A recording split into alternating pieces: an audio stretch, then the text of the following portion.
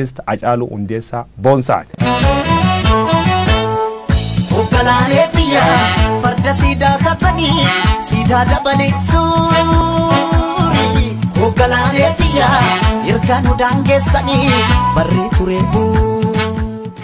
Waggoot kudhan dura kan war faranjoota barkom lamaaf tokko albeem sanyii mootii jedhan borra furguggeessuun dachii Oromiyaa xuruuphachiise manneen muuziqaa Itoophiyaa sirbaan kadhuunfatu mucaan qallaan ilkaanaan inni kuneen galaanni gibee guuti jedhe jimmatta akka nadheen faarsoon haadha warri isa leellise dhuga Oromoo muuziqaan dubbata. Suusii buna dafanii danfisu maasoofi hafanii raffisu kan koolaphee sumaaf nuugiituma.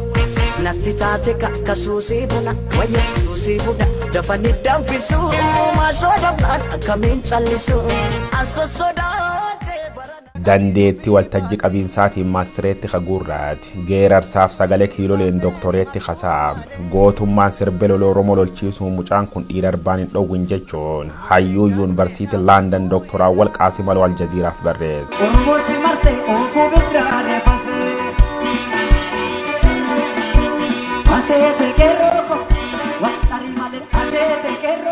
ololaaf shakki namootaan irra kaan hundi tasgabbiif gootummaan daawwattoota hunda amansiisa abbaan wabii yookaan Haacaaluu Hundessa Boonsaa dandeetti addaa hayyummaaf haqa dubbachuun osoo lubbuun jiru galme gootota lubbuun jiranii qofa osoo hin taane ka lubbuu dhabanillee cuf caaluun nam guddaa Oromoon qabdu keessa tokko taa'e. Dhaloonni kun waa'ee farda kanaa gaafachuu qaba barbaachisaa taanaan beekta. Dhubirratti saatiin qabnu waan deemuu jirtu fariifachuu jirra. Maalan jirra amma immoo ees jirti sirbeer qopheesse obba'uu jira jedhan. Istuudiyoo kee jiraachuu iyyuu qub qaba. Akka biltsiginnaa birrii naan kennine akkamitti quba dhabdeen. Kanan qulqulleeffanne.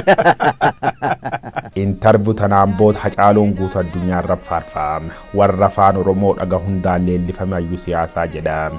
Gootummaa qarummaaf seena dhugaarratti hundaa'uun gaafii OMN gaafatu hundi deebisuun daqiiqaan 47 xumurame. Addaan ba'uun dura sirba tokko nu affeerte addaan baana.